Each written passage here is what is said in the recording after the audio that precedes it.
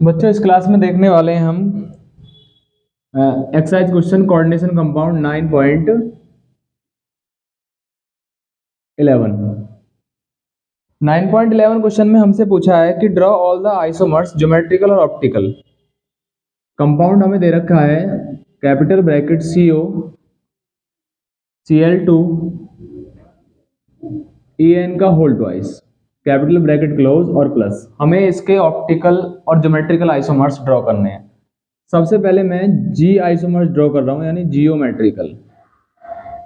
तो इसके geometrical isomers कौन कौन से हो जाएंगे? एक सिस बनाना है, एक ट्रांस, इसमें कोऑर्डिनेशन नंबर 6 है। सबसे पहले कोऑर्डिनेशन नंबर 6 में क्या करना होता है, आप क्या बनाएंगे, CO लिखेंगे और इस प्रकार से 6 बॉन्ड लगा लेंगे लाइक दैट। एक बार एक Cl को क्या है दूसरे Cl से 90 डिग्री से सेपरेट करना है और यहां बना देना मुझे क्या है En, और यहां पर क्या बना दूंगा मैं En। ठीक है, एक तो ये हो गया, कैपिटल ब्रैकेट बंद और यहां पे लगा देंगे प्लस। दूसरा बनेगा, इसको तो मैं बोलूंगा सिस। एक बार एक Cl को दूसरे Cl से हम कर देंगे 180 डिग्री से सेपरेट, 180 से। यहां पर मैं En लगा दूंगा, यहां पर भी En लगा दूंगा, यहां पर En और यहां पर भी En प्लस, इसे मैं बोलूंगा ट्रांस। ट्रांस। अब हम इनके बनाएंगे ऑप्टिकल आइसोमर्स। क्या बनाएंगे? Optical isomers. जब इसके ऑप्टिकल आइसोमर्स बनाएंगे तो सिस जो है वो ऑप्टिकल आइसोमर्स दिखाएगा, ये नहीं दिखाएगा, क्योंकि इसका मिरर इमेज होगा सुपर इम्पॉसिबल। जैसा ये है ऐसा इसका मिरर इमेज होगा, लेकिन इसका डिफरेंट होगा। तो CO यहाँ पे लगाया मैंने, इस प्रकार से पहले मैं 6 बॉन्ड लगा लूंगा। यहाँ पे मैंने लगाया Cl, यहाँ पर En लगा दिया और यहाँ पर En लगा दिया। ठीक है, प्लस यहाँ पे मैं लगाऊंगा मिरर। तो फिर मुझे देखना है इसका मिरर इमेज कैसा होगा। तो इसका मिरर होगा Cl इधर आ जाएगा, ये Cl इधर, En इधर आ जाएगा और ये En हमारा इधर आ जाएगा लाइक दैट।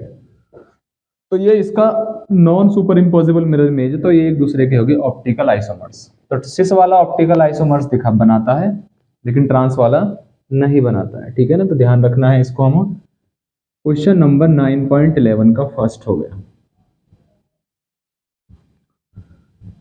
9.11 का सेकंड पार्ट करना है हमको, जिसमें हमें उसके आइसोमर्स ड्रॉ करने हैं। तो 9.11 का जो सेकंड पार्ट है वो मैं लिख लेता हूं, CONH3Cl En का होल ट्वाइस। कंपाउंड है CONH3Cl En का होल ट्वाइस और पॉजिटिव। पॉजिटिव कितना दे रखा है? 2 पॉजिटिव है, क्योंकि ऑक्सीडेशन नंबर इसमें 3 है। तो पहले ज्योमेट्रिकल बना देता हूँ। ज्योमेट्रिकल में वही हो जाएगा मेरे पास। सबसे पहले मैं CO बनाऊंगा और यहाँ पे लिख लूंगा मैं, एक बार एक En को दूसरे En से 90 डिग्री से सेपरेट, इस प्रकार से लिख देंगे। एक बार मैं क्या लिख दूंगा, Cl यहाँ पे लिख दूंगा, ठीक है, और NH3 यहाँ पे लिख दूंगा। इस En को इस En के नजदीक बना देंगे ऐसे करके। ठीक है, तो फिर क्या करेंगे, इसका ये बन गया सिस। एक बार क्या बना देंगे, इसका ट्रांस। एक बार दोनों En को हमने नजदीक लिख लिया। अब की बार क्या करेंगे, 180 सेपरेट कर देंगे। En और यहां पर आ जाएगा NH3 और यहां पर आ जाएगा Cl। तो ये हो गया मेरे पास सिस और ये हो गया मेरे पास क्या, ट्रांस। ठीक है, अब हमें क्या काम करना है, इसका ऑप्टिकल। ऑप्टिकल कौन दिखाएगा, केवल सिस, ट्रांस दिखाएगा नहीं। तो हम सिस को यहाँ पे बना लेंगे। इसके ऑप्टिकल आइसोमर्स मैंने Cl लिख दिया, NH3 लिख दिया, फिर En। रिलेटिव पोजीशन डिफरेंट हो गई है और यहाँ पे En लिख दिया। यदि मैं NH3 यहाँ पे लिख दूंगा, Cl यहाँ, तब भी क्या है, रिलेटिव पोजीशन सेम रहेगी। मिरर इमेज निकालूंगा तो CO, यहाँ पे Cl, यहाँ पर NH3, यहाँ पे En आ जाएगा और यहाँ पर भी क्या आ जाएगा हमारे पास En। तो ये हो गए एक दूसरे के non super impossible mirror image, तो एक दूसरे के ऑप्टिकल आइसोमर्स हो गए। तो ये ज्योमेट्रिकल बन गए, क्या बन गए इसके ऑप्टिकल आइसोमर्स। नेक्स्ट है हमारे पास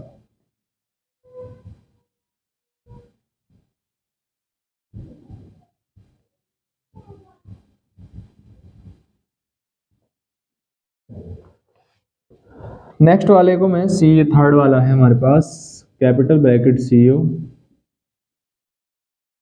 NH3 का होल ट्वाइस Cl2 और En capital bracket plus. Geometrical isomers बनाऊंगा मैं तो सबसे पहले मैं लिखूंगा CO लाइक दैट। एक बार दो NH3 को नज़दीक ले लूंगा मैं, तो यहाँ पर मैंने लगा लिया क्या Cl2, Cl लगा लिया, यहाँ पर Cl लगा दिया और यहाँ पर लगा दिया मैंने En, ऐसे करके, ठीक है ना। एक बार दोनों को क्या ले लेंगे हम 180 सेपरेट कर देंगे, एक बार तो ऐसे कर लेंगे, एक बार 180 सेपरेट कर देंगे। जब हम 180 सेपरेट कर देंगे तो फिर क्या है CO इस प्रकार से NH3 और NH3 Cl और यहाँ पर क्या आ जाएगा En। तो ये हो जाएगा हमारा सिस और ये हो जाएगा हमारा ट्रांस, ध्यान रखना हमको, प्लस और ये क्या हमारे पास प्लस। तो सिस ट्रांस इसमें हम बना लेंगे। अब सिस वाले का क्या निकालेंगे हम मिरर इमेज, तो फिर क्या हो जाएगा वो हमारा ऑप्टिकल आइसोमर्स हो जाएगा। तो इसको हम कर लेंगे, इसके ज्योमेट्रिकल भी दो बनाए जा सकते हैं, सिस ट्रांस और दूसरा भी होते हैं, 4 ज्योमेट्रिकल बनाए जा सकते हैं और ऑप्टिकल भी। उसके बाद हमारे पास नेक्स्ट है 9.12 क्वेश्चन, 9.12 वाला क्वेश्चन जो है उसमें भी हमें क्या है उस आइसोमर्स ड्रॉ करने हैं। पहला है हमारे पास PT NH3 Br Cl Py bracket close. इसके हमें ऑप्टिकल आइसोमर्स दिखाने हैं, तो ये तीन दिखाएगा, मतलब इसके हमें आइसोमर्स दिखाने हैं तो 3 आइसोमर्स दिखाएगा, 3 आइसोमर्स, जिसमें 2 तो होंगे सिस और एक होगा ट्रांस। एक क्या होगा ट्रांस, 2 सिस और एक ट्रांस। क्या करेंगे हम लिखेंगे PT लिख लेंगे, क्योंकि 4 है इसके अंदर तो मैं इस प्रकार से 4 बॉन्ड बना लूंगा। यहाँ पे लिख दूंगा मैं NH3, यहाँ पे लिख दूंगा मैं Br, यहाँ पे लिख दूंगा मैं Cl और यहाँ पे लिख दूंगा Py। एक और कैसे बना सकते हैं, Cl को ऊपर Br को नीचे, PT यहाँ पर NH3, यहाँ पर Cl, यहाँ पर Br और यहाँ पर लिख देंगे Py। एक ये और एक ये बन गए। और क्या बना सकता हूं मैं, इधर की तरफ बनाए तो PT लिखेंगे, 4 बॉन्ड बना देंगे।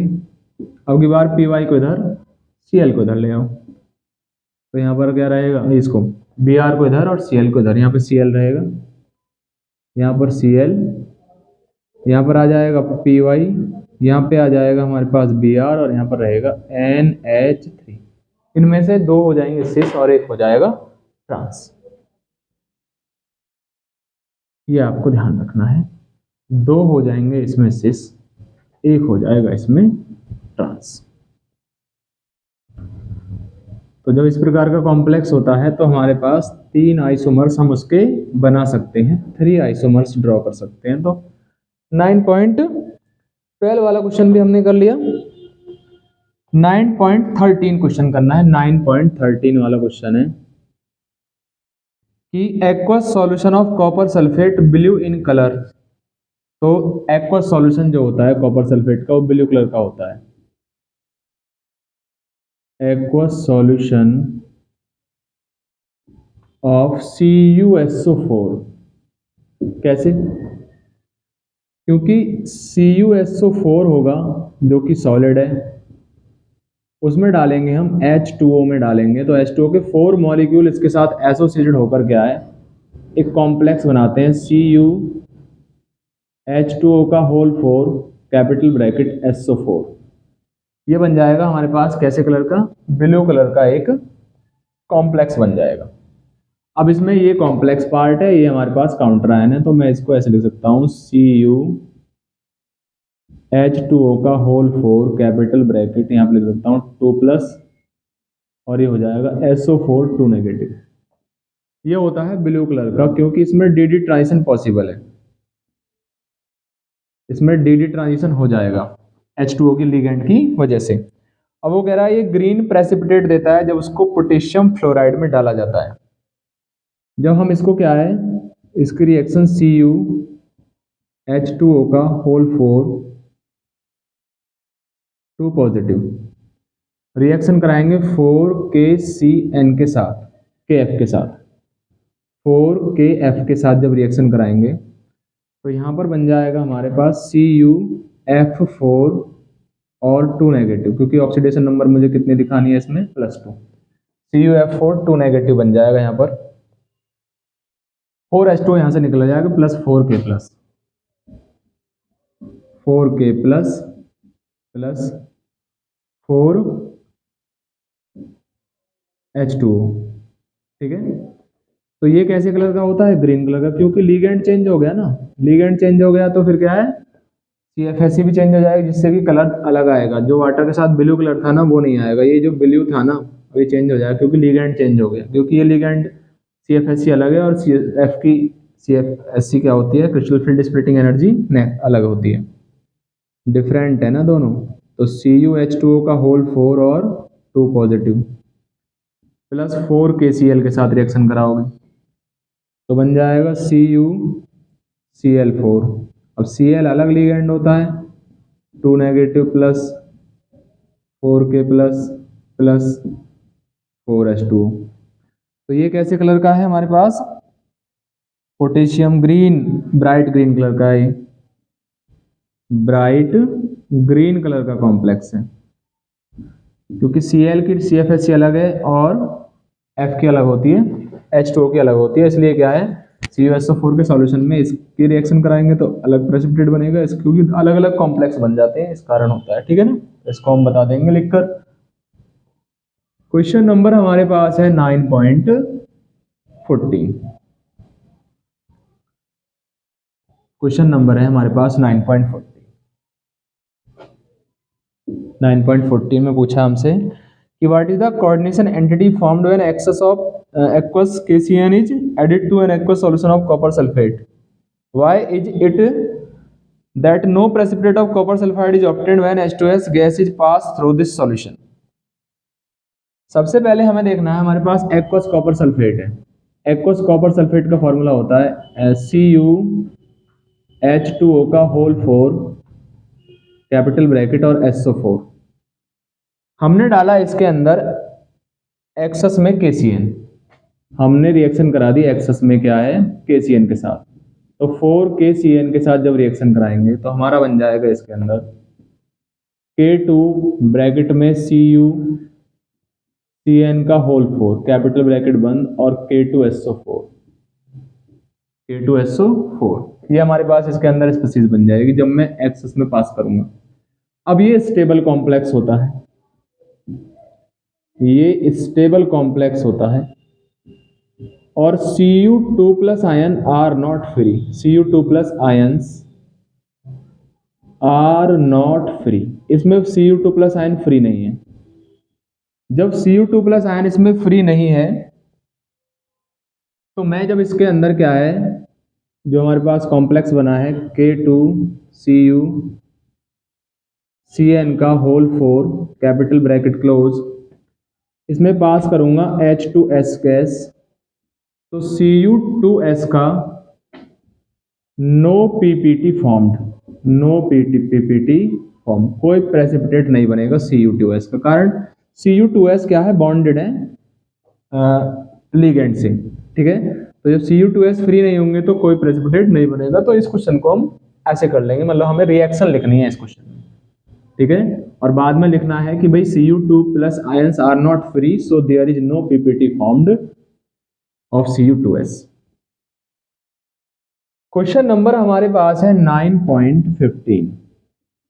9.15 क्वेश्चन में हमसे पूछा है, discuss the nature of bonding in the following coordination entity on the base of VBT. VBT के बेस पर बॉन्डिंग बतानी है। तो हमारे पास क्या है, FeCN का होल 6 और 4 नेगेटिव। इसमें हमें ये ध्यान रखना है कि Cn जो है कोऑर्डिनेशन नंबर पहले इसमें कितनी है, 6 है। एक तो कोऑर्डिनेशन नंबर 6 है इसमें, और जो Cn है वो SFL है। SFL होता है स्ट्रॉन्ग फील्ड लिगेंड। जब कोऑर्डिनेशन नंबर हमारे पास 6 होती है तो दो प्रकार का हाइब्रिडेशन पॉसिबल है, एक तो D2sp3 और एक sp3d2। दो प्रकार का हाइब्रिडेशन इसमें पॉसिबल है। लेकिन क्योंकि वो क्या है, स्ट्रॉन्ग फील्ड लिगेंड कह दिया, तो फिर इसमें Cn हमारे पास स्ट्रॉन्ग फील्ड लिगेंड है, ये तो स्ट्रॉन्ग फील्ड लिगेंड के लिए, ठीक है। जो D2sp3 है उसमें पेयरिंग कर देता है तो अंदर वाले d ऑर्बिटल का यूज करता है तो स्ट्रॉन्ग फील्ड लिगेंड, और बाहर वाले का यूज करता है तो वीक फील्ड लिगेंड। अब Cn स्ट्रॉन्ग फील्ड लिगेंड है तो हम क्या काम करेंगे, उसके अकॉर्डिंग इसमें नेचर ऑफ बॉन्डिंग बता देंगे। तो हमें हाइब्रिडेशन दिखाना D2sp3, बस ये ध्यान रखना है। ये वीक फील्ड लिगेंड होगा तो sp3d2 दिखाना है। तो फर्स्ट हम क्या काम करेंगे, Fe लिखेंगे, और Fe का एटॉमिक नंबर होता है 56। लास्ट में आ जाएगा 3d64s2। अब यहाँ पर 6 में से 4 गया तो इसकी ऑक्सीडेशन नंबर +2 है। Fe2+ का ऑक्सीडेशन, तो यहाँ से दोनों इलेक्ट्रॉन चले जाएंगे, बचेगा 3d6। d6 के मैं 5 ऑर्बिटल ड्रॉ कर लूंगा, 1 2 3 4 और 5। क्योंकि मुझे हाइब्रिडेशन दिखाना D2sp3 तो मैं आगे S भी लिखूंगा, तो 4s लिख लिया मैंने। फिर मैं आगे 4p भी लिखूंगा, तो मैंने इसके क्या क्या है, 4s और 4p के ऑर्बिटल ड्रॉ कर लिए। अब मुझे क्या काम करना होगा, मुझे हाइब्रिडेशन दिखाना है, मुझे इसमें इलेक्ट्रॉन भरने 6 इलेक्ट्रॉन मुझे कितने फिल करने हैं इसके अंदर, 6। तो वही पहला इलेक्ट्रॉन फिल कर लिया, दूसरा, तीसरा, चौथा, पांचवा और छठा, ऐसे इलेक्ट्रॉन मैंने फिल कर लिए। अब नेक्स्ट में क्या काम करूंगा, अपना D2 हाइब्रिडेशन दिखाना है, D2sp3 हाइब्रिडेशन मुझे दिखाना है। तो इसको तो 3D को मैं ऐसे बना लूंगा, इसके 2 इलेक्ट्रॉनों को अंदर कर दूंगा, क्योंकि मुझे अब इसमें से क्या है, 2 ऑर्बिटल खाली करने हैं। तो इसके तो मैं 3 ही ऑर्बिटल लूंगा, और 2 इसके, 1 इसके और 3 इसके, इन 6 को मिलाकर क्या है, एक मैं हाइब्रिड ऑर्बिटल बना दूंगा, 1 2 3 4 5 और 6।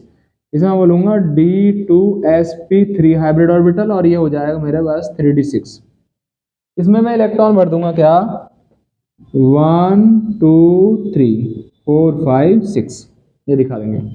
उसके बाद मैं अपना कॉम्प्लेक्स लिखूंगा, FeCN का होल 6, FeCN का होल 6 4 नेगेटिव। फिर मैं लिखूंगा क्या, इसमें D के 3 ऑर्बिटल 1 2 3, और इलेक्ट्रॉन भर दूंगा उसमें 6, तो 1 2 3 4 5 और 6। यहाँ पे मुझे एक Cn कितने इलेक्ट्रॉन देता है, 6 2 इलेक्ट्रॉन देगा, तो 6 Cn 12 इलेक्ट्रॉन देंगे। यहाँ पर हम 6 इलेक्ट्रॉन 12 इलेक्ट्रॉन भर देंगे, और इस प्रकार से भरने के बाद हमारा क्वेश्चन हो गया फिनिश। यहाँ पे लिख देंगे भाई हमारे पास क्या है, हाइब्रिडाइजेशन है इसमें, हाइब्रिडाइजेशन जो है इसमें आएगा क्या, D2sp3 हाइब्रिडेशन क्या हो जाएगा इसमें, D2sp3 हो जाएगा। नेचर हो जाएगी इसकी हमारी डायामैग्नेटिक, क्योंकि कोई अनपेयर्ड इलेक्ट्रॉन इसमें नहीं है। उसके बाद ये हाइब्रिडेशन हो गया, और शेप हो जाएगी इसकी ऑक्टाहेड्रल। टाइप ऑफ कॉम्प्लेक्स कैसा है भाई, ये टाइप ऑफ कोऑर्डिनेट ये हो जाएगा inner orbital complex, inner orbital complex.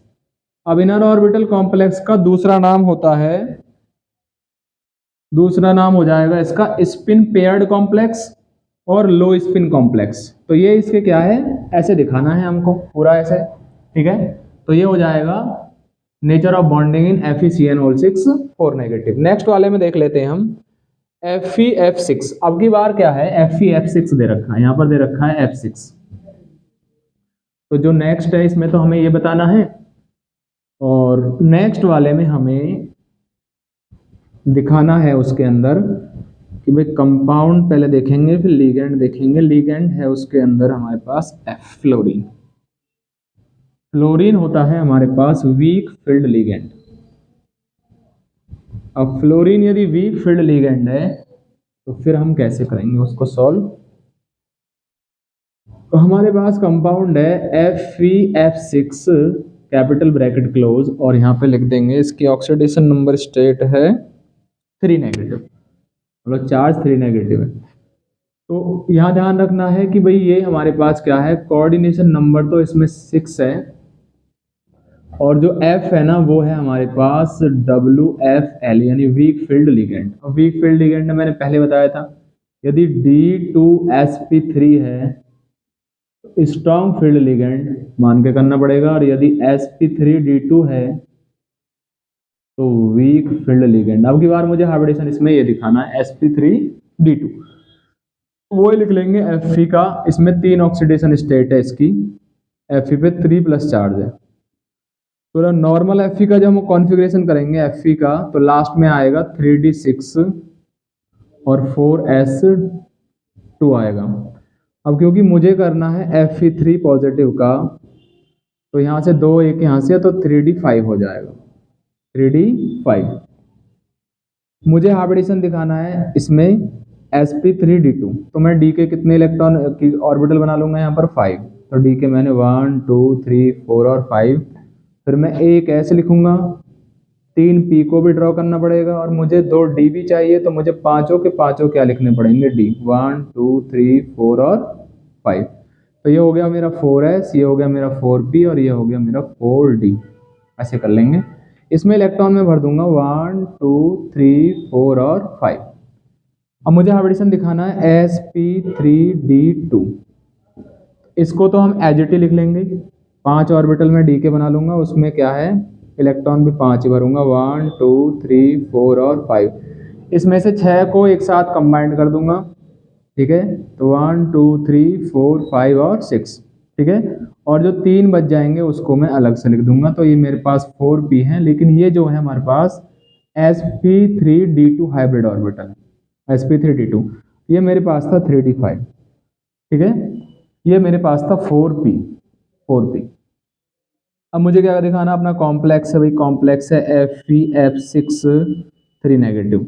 अब एक लिगेंड 2 इलेक्ट्रॉन, तो 6 लिगेंड 12 इलेक्ट्रॉन, इसमें 12 इलेक्ट्रॉन भर दूंगा। तो मैं इसको अंदर ऐसे ही लिख दूंगा जैसे मैंने लिखा 1 2 3 4 और 5, और इलेक्ट्रॉन 1 2 3 4 और 5। यहाँ पर मैं 6 ऑर्बिटल बना लूंगा और इलेक्ट्रॉन भर दूंगा 1 2 3 4 5। इलेक्ट्रॉन 12 1 2 3 4 5 6 7 8 9 10 11 और 12। इसको मैं ऐसे ही खाली छोड़ दूंगा और लिख देंगे इसके बारे में क्या भाई, एक तो हाइब्रिडाइजेशन क्या हो जाएगा भाई इसके अंदर, sp3d2 हो जाएगा। इसकी नेचर अब पैरामैग्नेटिक नेचर हो जाएगी, पैरामैग्नेटिक नेचर हो जाएगी। पैरामैग्नेटिक क्यों हो जाएगी, क्योंकि इसमें 5 अनपेयर्ड इलेक्ट्रॉन है। उसके बाद क्या है, ये शेप उसकी ऑक्टाहेड्रल ही रहेगी, क्योंकि कोऑर्डिनेशन नंबर 6 है तो ऑक्टाहेड्रल ही रहेगी, ऑक्टाहेड्रल। और ये कॉम्प्लेक्स किस प्रकार का है, कॉम्प्लेक्स है outer orbital complex, outer orbital complex है। आउटर ऑर्बिटल को स्पिन फ्री कॉम्प्लेक्स बोलते हैं और हाई स्पिन कॉम्प्लेक्स बोलते हैं। नेक्स्ट वाले जो 2 क्वेश्चंस हैं उनको भी हम क्या है F6 की तरह ही क्या है, क्या मान के करेंगे, वीक फील्ड लिगेंड मान के करेंगे, वीक फील्ड लिगेंड मान के करेंगे। दो नेक्स्ट वाले को भी, यानी उनमें भी sp3d2 हाइब्रिडेशन ही हमें दिखाना है। और इससे नेक्स्ट वाले क्वेश्चन हम नेक्स्ट क्लास में पढ़ेंगे, राइट। थैंक्स।